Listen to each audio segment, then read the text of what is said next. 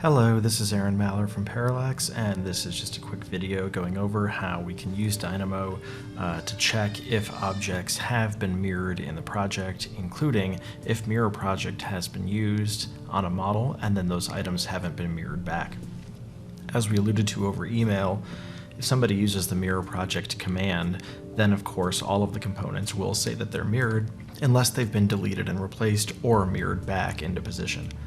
So what's important to do in order for this to work is we have two shared parameters that you need to use. One is called item handing mirroring is forbidden, and one is just called item handing option. The third shared parameter is just from another add-in that we're using.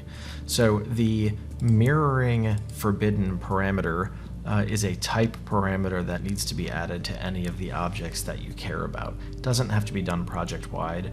You can do it as a project parameter if you don't want to actually edit the families, but if these are families that you use job after job or project after project, I recommend just doing this in your library. So you want it to be a type property because Johnny 5 is either able to be mirrored or he's not. So in this case, since mirroring is forbidden, we're going to check the box. We've got an additional family in here that's just a water and ice station from some downloadable website, and we're using this one just to show you that we're going to not have the box checked for this particular family, which means we don't care about these particular families. Okay, so from there our goal is basically just to identify which Johnny 5s have been mirrored, which is not cool, and which are the original orientation. So here, we're going to go peek at our Dynamo graph really quick. It's a very short graph, just has about 15 nodes in it. And so what we're going to do at the beginning is you need to get every category that you care about for this particular search. So just for this example, I'm using generic models and plumbing. If you had 5 more categories you wanted to check, you would just add them here and then type them in. You can also put this all in one code block or one node list if you want. We're going to get all of those items. Now again, it is important that that parameter we talked about called item handing mirroring forbidden be in the object types, and that the ones that you don't want to be mirrored are set to yes. So the graph is going to go through and say, do the item types have that parameter, and if so, is that parameter set to yes, which is the value of 1. If we were to run this, you would see that what comes out of this list is of course that half of them, which are the Johnny 5s, have that set to true, half of them, which are the plumbing fixtures, have it set to false.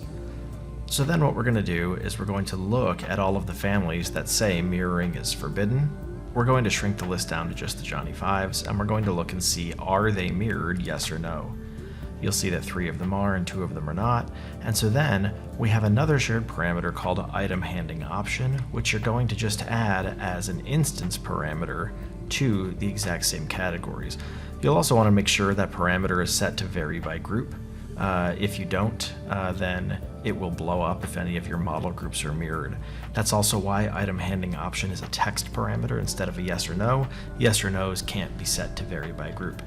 So when we ran this graph and it completed, what happened is it actually went in to the particular Johnny 5s in question, and we told it to write the value of problem in their text parameter called item handing option. Because we told it to do that, it's then possible to have these view templates permanently set up so that there's a filter that says, is this object mirrored, yes or no, and if so, always color it bright red. That basically means that now you can make sure they're not mirrored. And in this case, what somebody would want to do, of course, is go through and mirror them back into normal orientation, and then they could rerun the graph. It is important to note that right now we don't have the graph set to clear that value out and make it 0.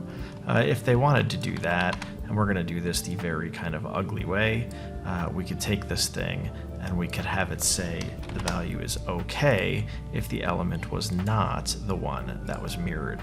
So even though, that's not the cleanest way to do this inside the Dynamo graph, what would now happen is if this particular Johnny 5 had been mirrored back into normal orientation, and then we were to run the graph again, you would see that that one is now no longer mirrored because it's going to have the value of OK, as is this one and as is this one, whereas the 2 problem ones will still say problem for their setting.